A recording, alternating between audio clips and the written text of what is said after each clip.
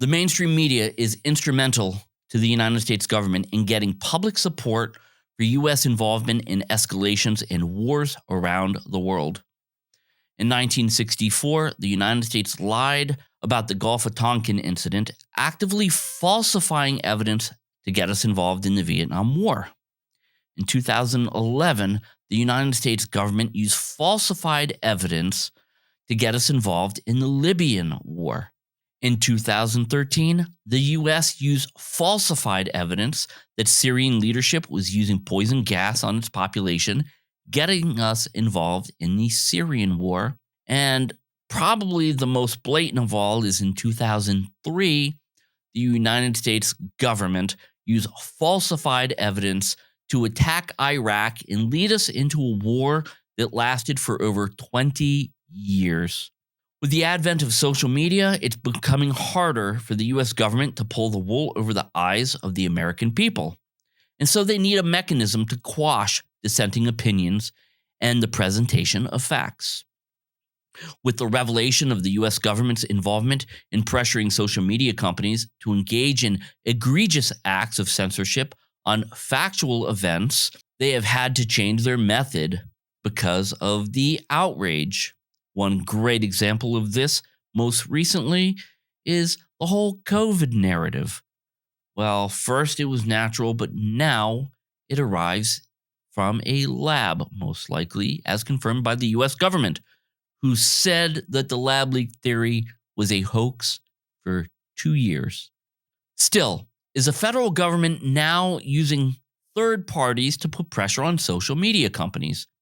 And if so, who are the major players behind it? In the last month, my channel and Mike Jones's channel, we had the latest revelations of a biological research facility in Ukraine funded by American Big Pharma. We did a walkthrough, a physical walkthrough, yes, we were there, of the Farm Bio Test facility, and this struck a nerve with the power brokers in Washington. So did my October 4th revelations of American Navy divers seen under very suspicious circumstances, as told by a member of a European country's military. This caught the attention of a company called NewsGuard, a company that proclaims to fact-check disinformation to help the people understand what is misinformation. Now, NewsGuard engaged in a smear campaign against me and fellow YouTuber Mike Jones, pressuring YouTube to have our content removed. That's right, I had a video of a little old lady telling exactly what she saw in Ukraine, struck down for hate speech. Their article alluded to the fact that we were propagandists working on behalf of the Russian government, to which there is absolutely no truth. We simply sit in a very different place in the world, and we are in a position to travel to places where other Western journalists refuse to go and where they refuse to report on. Now, keep in mind that NewsGuard is owned by a man by the name of Stephen Brill, a far-left-leaning Democrat that owns a sprawling $3.6 million estate right down the road from the Clinton crime family in Westchester County, New York. Now, just who is Stephen Brill, though?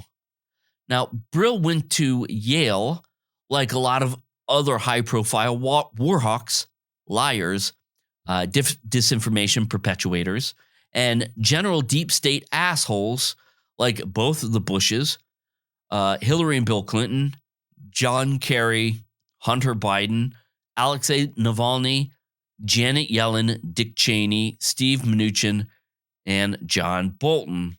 Not to mention his own wife went to Yale. Now, what most people don't realize is that Yale happens to be a primary CIA recruiting ground for deep state assholes. And like all dirty assholes, they love to stick together. Now, Victoria Nuland didn't exactly go to Yale, but her father was a professor there, and she taught at the Yale-Jackson School of Global Affairs.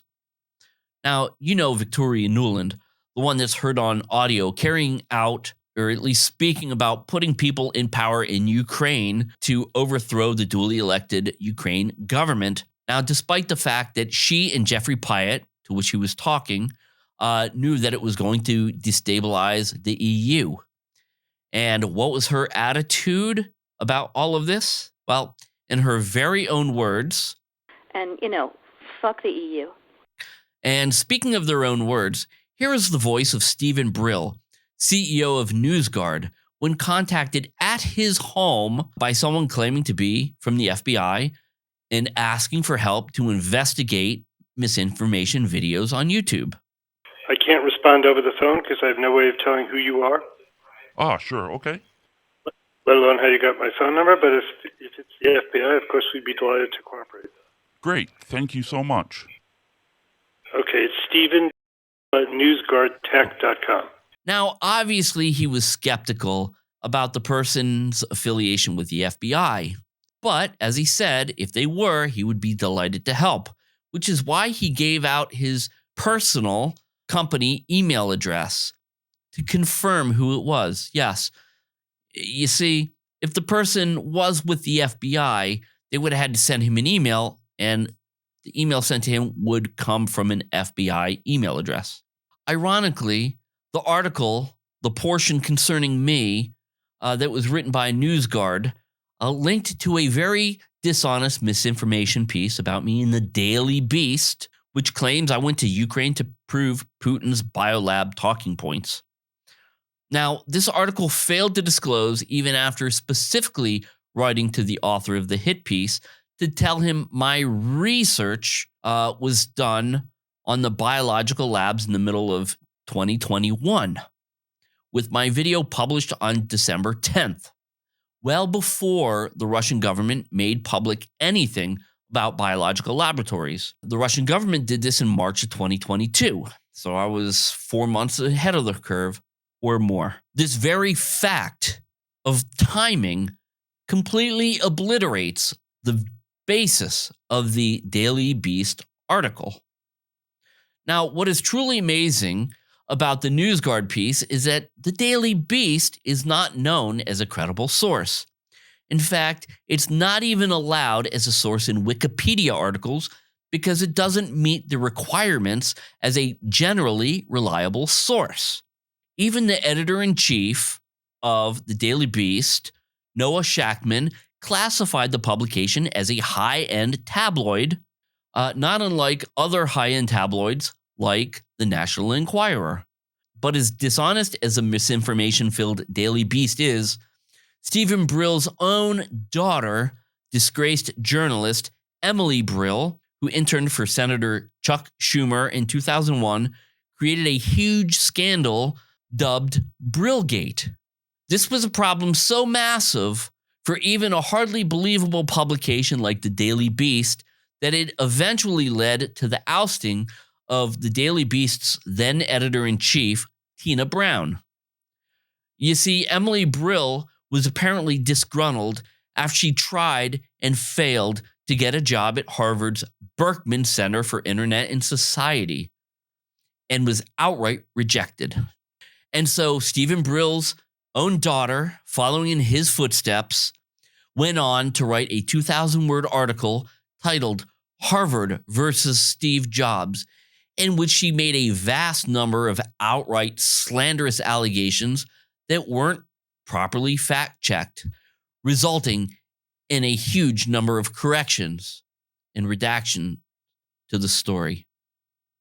A publication called Adweek stated, Harvard's response to the article was brutal. Rob London, spokesman for Harvard Law, fired off a memo to the Daily Beast demanding a whopping 11 corrections. That's right. Emily Brill's reporting was so compromised, the article states, the Beast should consider retracting it. At that point, Harvard said it was also cutting off communications with Brill, citing her unprofessional tactics and conflict of interest. The article continues.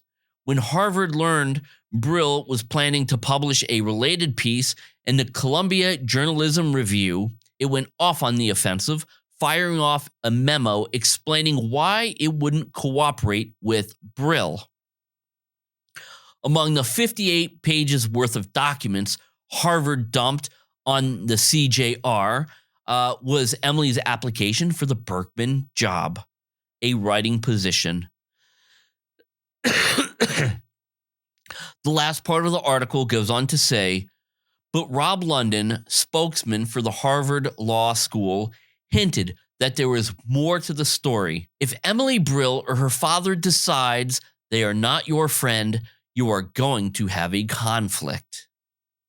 Now, this is important to note because anybody who is against the mainstream narrative, that is against the government narrative, who Brill is paid to protect, yes, he is in a partnership with the Department of Defense, his website, his fact-checking website, Department of Defense, World Health Organizations, and several others. They are not your friend. Now, the Brill's family dishonesty doesn't stop there, but we'll get to more on that in a moment. In NewsGuard's article about Mike, it states that we posted videos that repeat egregious falsehoods in Ukraine, including that Ukraine's Maidan political revolution in 2014 was a Western-backed coup.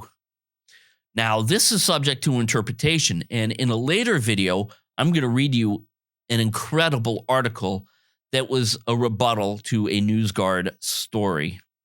Continuing the NewsGuard article, it stated that Ukrainian authorities committed genocide of Russian speakers in the Donbass, and that Nazism is rampant in Ukrainian politics and society. These claims and more than 100 others have been debunked by NewsGuard on its Russia-Ukraine disinformation tracker. End quote. Now, this is bullshit.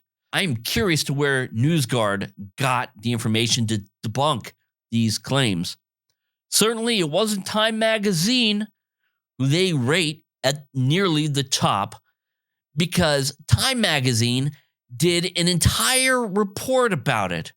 Here.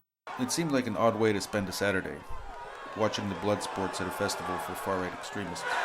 This was the summer of 2019, and I'd gone to Ukraine to learn more about these groups. From the crowds, one thing seemed pretty clear about them. They weren't bothered by the fact that this event was organized by the Azov movement, a far-right group that has increasingly been linked to violence around the world. The shooter is linked to a 74-page manifesto filled with white supremacist rhetoric. FBI agents say he expressed a desire to travel to Ukraine to fight with a far-right paramilitary group. At least one member of an American hate group also trained in Ukraine, with Azov Battalion.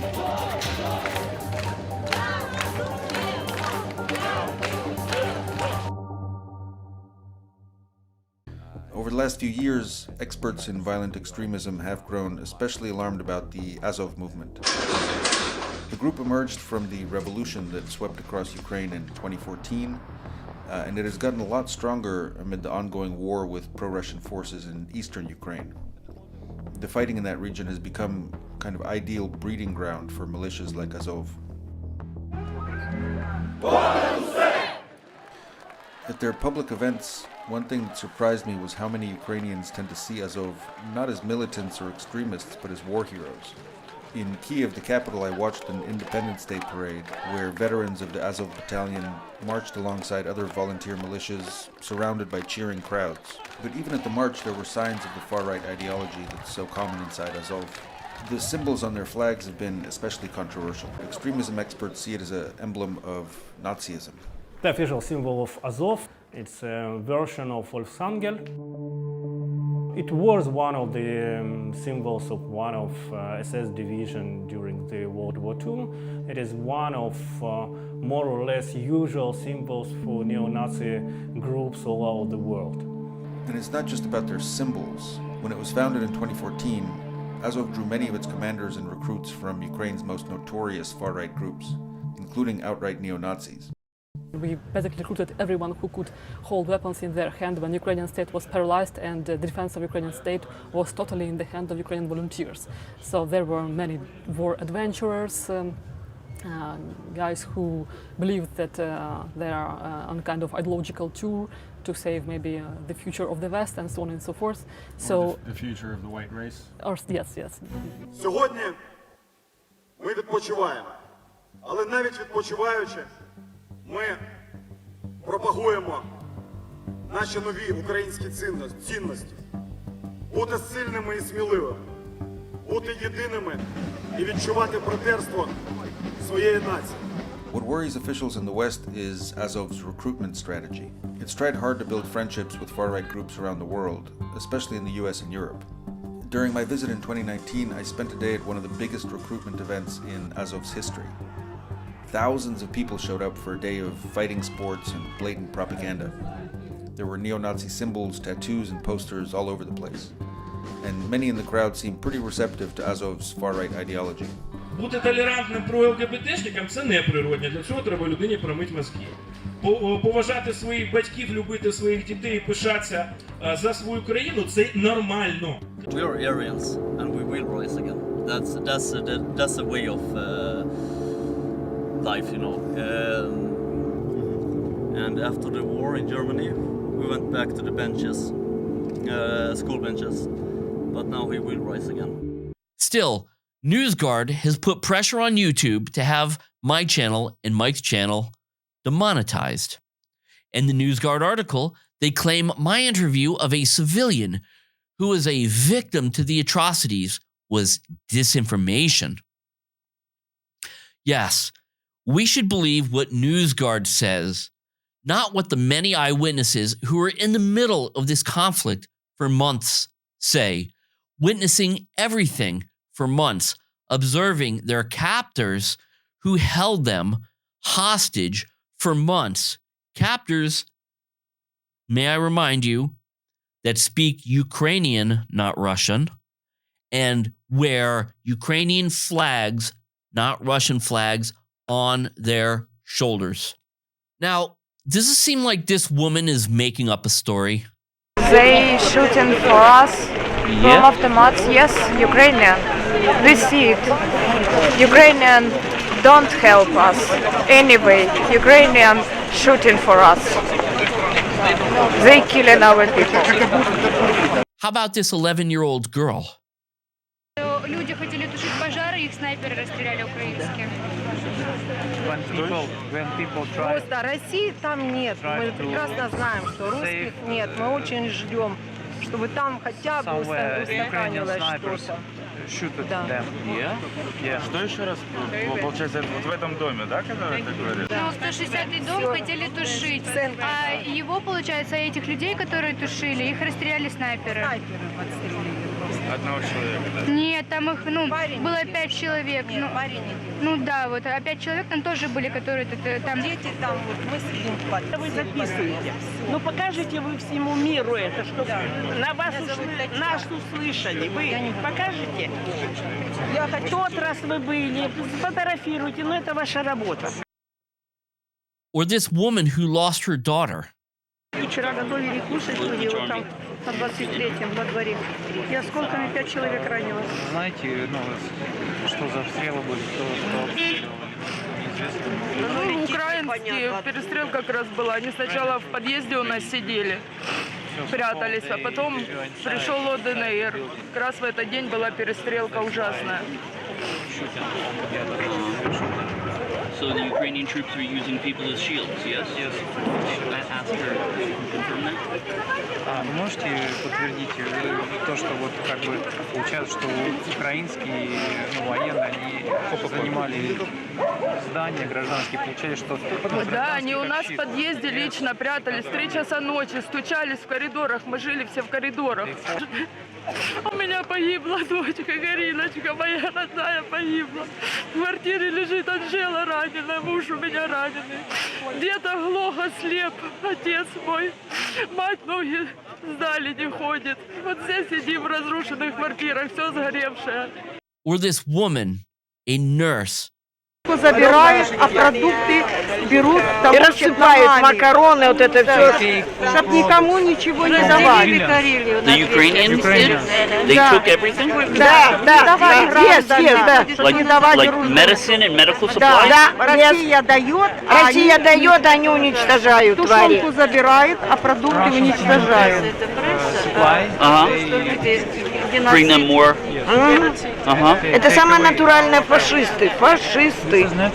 Or how about these nurses who were held hostage with 600 people underground for months?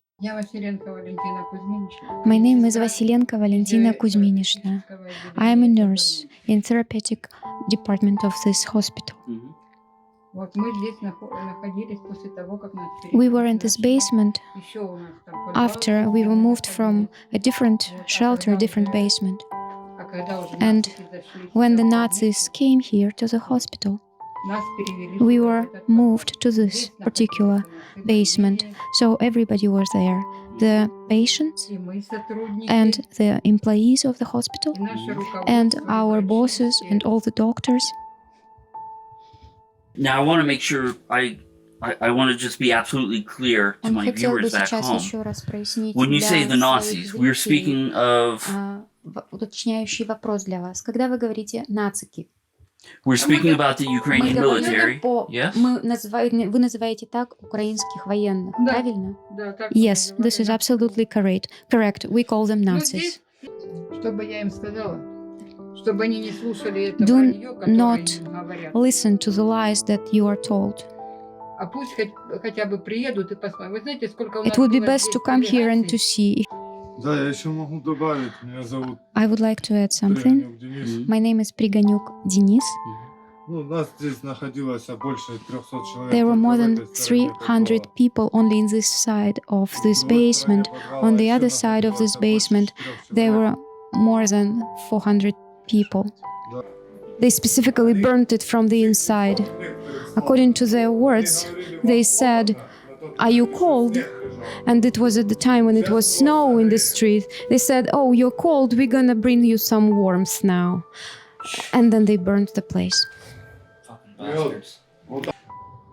One of the questions I know I'm going to get on my channel is the Ukrainians were shooting in after they had occupied this building. Were they shooting in because maybe the Russian military came and then the Russian military was hiding here? Or they were just shooting because they wanted to shoot?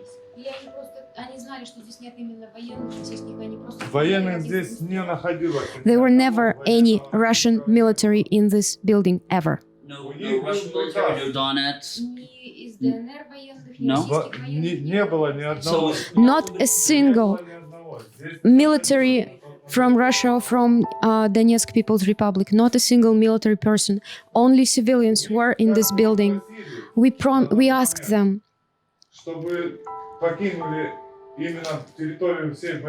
to leave the territory of the hospital. We asked them not to place themselves here. And their answer was, "We have an order to be in this very building." They were using us as shields. Maybe they thought that this way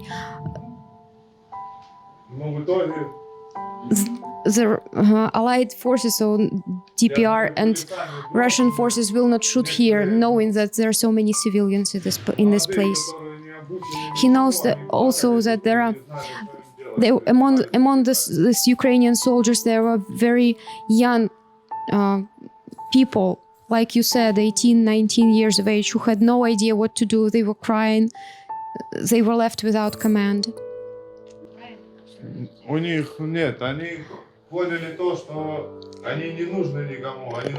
He thinks that they were crying because they understood that nobody actually needed them. They were cut from any communications. They were basically left behind here. Nobody thought about them or cared about them at that time. The chief commandment retreated sometime earlier than that, for sure, he says. And they just left them behind here. You think she doesn't know what a Ukrainian uniform looks like? You think she doesn't understand what Ukrainian sounds like? Or what about these old ladies who have lived in Ukraine their entire lives? Those are such bastards. I'm sorry to be cursing. I really would take all this Azov people and put them in an asphalt grinder or something so that they would feel what they did to us. Why did they burn us? What for? It's been now 56 years that I've been living here. This is my flat. Now I'm having nothing left. I'm a homeless person now with nothing left. There was this boy, 10 years old. He ran to the fire.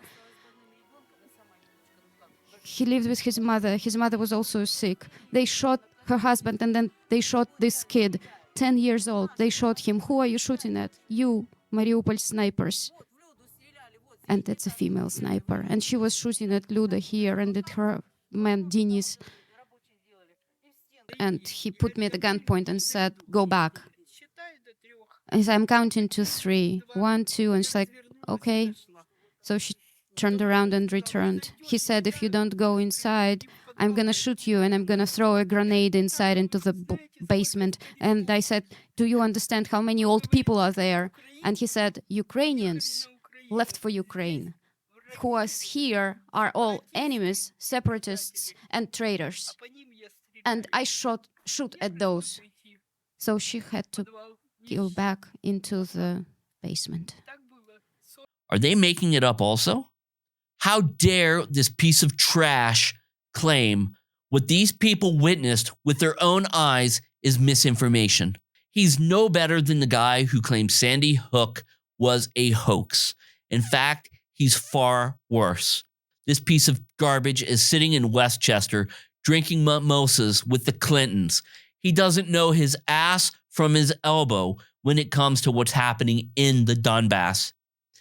But if he wants to learn firsthand, I challenge him to come with me and Mike. We will even pay for his flight and all of his expenses. The only condition is he has to report honestly upon our return. But he won't. He won't because he's a fraud, associating with a bunch of frauds, perpetuating fraud on the American people on behalf of the United States government and the media corporations. Either that or he's a coward. You choose which one. And so NewsGuard, in their article, detailed how they pressured YouTube. Quote, asked for comment, YouTube did not challenge NewsGuard's findings. A YouTube spokesperson said, since the devastating war in Ukraine began, our teams quickly restricted and removed harmful content. And our systems had connected people to high-quality information from authoritative sources. Authoritative sources. Yeah, sources that have never been to Ukraine. Sources that have never been to Donbass, never spoken to the people. We've removed more than 9,000 channels and more than 85,000 videos relating to the war for violating our community guidelines. And then NewsGuard wrote this. More recently, monetized videos on his channel shows Jones apparently filming in Russian-occupied Lugansk and Donetsk in eastern Ukraine. NewsGuard found that these videos featured programmatic ads from Sandy Hook Promise, a nonprofit founded by the parents who lost children during the 2012 Newton school shooting. Now, remember, these are the same families who claimed that a disinformation campaign was launched against them, saying that they were lying. Yeah, this is exactly what NewsGuard is doing. By the way, International Rescue Committee, a humanitarian crisis relief organization whose work includes promoting emergency assistance to Ukrainian refugees, insurance companies Liberty Mutual and Spectrum, a U.S.-based internet and cell phone service provider, among others. While dozens of pro-Russian propaganda videos were monetized on Earl Grey, the vast majority of RT propaganda films NewsGuard found across YouTube did not feature programmatic advertising. End quote. It appears that the lying dishonesty in smearing to pressure advertisers is a typical Brill family tactic. As recent as 2020, Emily Brill, who launched the Canine Review, not to be confused with Canada's renowned Canine Review, a name she probably hijacked to get traffic, launched a dishonest assault on various reputable dog breeders after it went after their advertisers in an effort to shame them out of doing business with the breeders in question. According to the Facebook group Canine Review Expose, they apparently had to take legal action against Emily Brill for slander because of her dishonest reporting. One thing is clear: Emily Brill learned from the best, and one day she is on a path to carry on her father's lying, dishonest legacy. I am John Mark Dugan. I hope you enjoyed this video. Subscribe to this channel because me and other contributors for this specific channel are going to have a lot more of expositions on the deceit and criminal activity of the United States government, the fraud on the American people. It was a pendulum, eternally swaying from the dark to the light. And the more intensely that the light shone, the darker the shadow it cast.